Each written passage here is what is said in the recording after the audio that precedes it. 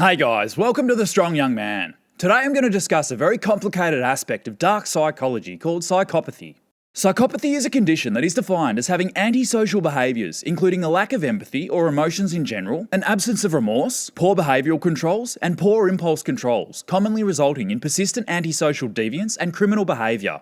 Genetics, psychological trauma, brain structure, exposure to violence during childhood, and environmental conditions are all factors that can contribute to a person developing psychopathy.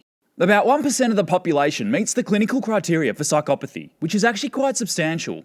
This means that in a working company of 100 people, statistically speaking, you will be dealing with one psychopath. Psychopathy is the worst of the three dark triad traits because psychopaths have the potential to cause the most destruction to people and society in general, and so you must put as much distance between these people as possible. Here's what to look out for.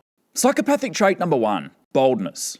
Boldness is defined as the willingness to achieve your goals despite the risks you are faced with. Hear me out for a minute. This is not always bad because the psychological trait of boldness can be used positively to achieve great things in the virtuous when it's expressed as courage. In the psychopaths, the psychological trait of boldness is expressed as recklessness or a willingness to take stupid risks or to bend the rules of etiquette or politeness. It can also be defined as being impudent or being disrespectful, especially to people of authority, including bosses, parents, teachers, or law enforcement. Reckless boldness can be contrasted with courageous boldness, in the sense that courageous boldness implies having fear but confronting it, whereas reckless boldness is the inability to feel fear. Brain scans show that psychopaths have smaller amygdala, the structure of the brain responsible for feeling fear, compared with the general population. This explains why they can be cold in the face of mortal danger or fearless to their recklessness. Psychopaths also have a smaller prefrontal cortex, which is implicated in executive functions including planning, decision-making, and moderating social behaviour. Psychopathic trait number 2, disinhibition. The smaller prefrontal cortex causes psychopaths to be disinhibited. Disinhibition is defined as the lack of mental restraint and an inability to control behaviour. It covers a broad range of impulsive mannerisms, including acting out aggressively in inappropriate moments, failure to take responsibility for actions, including possessing a victim mentality, an inability to plan for the future, a lack of realistic long-term goals, and an inability to commit to a person, to a job, or to any sort of structure. Other than the obvious fact that psychopaths are bad news, associating with people with these traits, even in non-psychopaths, will see you absorb this energy, and this will hinder your success. Many of the values that I teach on this channel are diametrically opposed to the trait of disinhibition. Psychopathic trait number 3, non-empathetic. Lacking empathy is the most obvious sign that you are dealing with a psychopath. Because of this, psychopaths don't have many friends, and if they do, they disdain their close attachments. What I find really strange about psychopaths is that despite lacking empathy, they are still able to feel empathy towards other people if they want to. One study on psychopathic offenders in the Netherlands compared the brain activity of 18 psychopathic offenders with 26 control subjects. They were shown video clips of emotional hand interactions and were also made to experience similar interactions. The study found that brain regions involved in experiencing these interactions were not spontaneously activated as strongly in the psychopaths while viewing the video clips. However, this group difference was markedly reduced when the scientists specifically instructed participants to feel with the actors in the videos.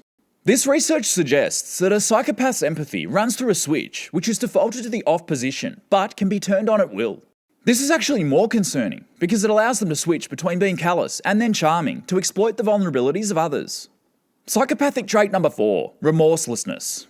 Remorselessness is defined as the lack of guilt or deep regret for wrongdoing. It can also be defined as the relentless use of cruelty to gain empowerment, possessing exploitative tendencies, defiance of authority, and destructive excitement seeking. Most of the time, psychopaths won't even know what they've done wrong, let alone see a problem with their behaviour. Identifying this trait in psychopaths is easy. You will never find a psychopath who can offer a genuine apology, and punishing a psychopath for their wrongdoings, even capital punishment, is an ineffective means of changing behaviour. Brain scans show that psychopathic brains process punishment differently to the general population. While punishing a psychopath is ineffective, incentives are extremely effective at reinforcing behaviour. This fearlessness of punishment, combined with an increased sensitivity for rewards, is what incentivises psychopaths to frequently break the law. Most of the time, nothing will get in the way of a deep psychopath achieving their goals, which is why a lot of these individuals end up in prison. Psychopathic trait number 5, criminal behaviour. Like I mentioned, about 1% of the population meets the clinical criteria for psychopathy. Interestingly, this number rises considerably in prison, where around 25% of inmates are psychopathic. The final indication that you are dealing with a psychopath is that they have a history of behavioural problems as a child, were juvenile delinquents, or have been in prison. It's often stated that rehabilitating a psychopath is impossible, but I disagree.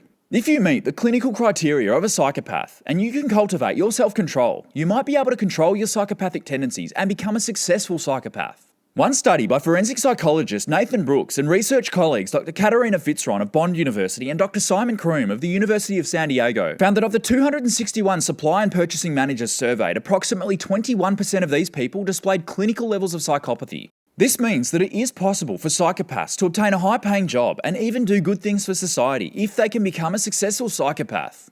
If you can control your boldness, your on-off empathy switch, and your remorselessness, you can gain a distinct advantage in any endeavour you pursue.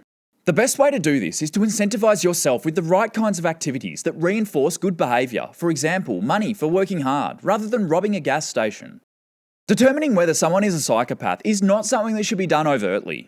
Straight up asking a psychopath if they possess these traits is not practical because a cunning psychopath will often lie to you and then your intentions are revealed, which could spell disaster for you. The best method to determine a person's psychopathic status is to observe their behaviour. Alternatively, you can ask your target questions that elaborate on a topic that might reveal some of their psychopathic traits. I've conducted over 20 job interviews for the company that I work for, and I was certain that one candidate I came across was a psychopath. My alarm bells were ringing within 5 minutes of the interview. The longer the interview went on, the more certain I was facing a psychopath. Even though I knew I wasn't going to hire him, I extended the interview to over 90 minutes, my longest interview ever, purely as research for this episode. I was so curious to see how a deep psychopath responds to difficult questions, and I tell you what, some of the answers were chilling. What I concluded was that psychopaths really aren't hard to detect. A useful principle to follow is to use the 5 traits of psychopathy mentioned in today's episode in confluence with one another. What I mean by this is that the more psychopathic traits an individual possesses, the more likely it is that they are dangerous, and the more distance you should put between you and this person. You should avoid anyone with more than a few of these toxic traits, especially if they possess one that is exceedingly profound, even if they don't meet the clinical criteria of a psychopath. This will make sure that your workplace, your group of friends, or the people you are closest to don't become entwined in their toxicity. Thanks for watching today's episode. In episode 132, I'll be discussing the best way to process a breakup. Subscribe and click the bell icon to be notified when it drops. Catch you then.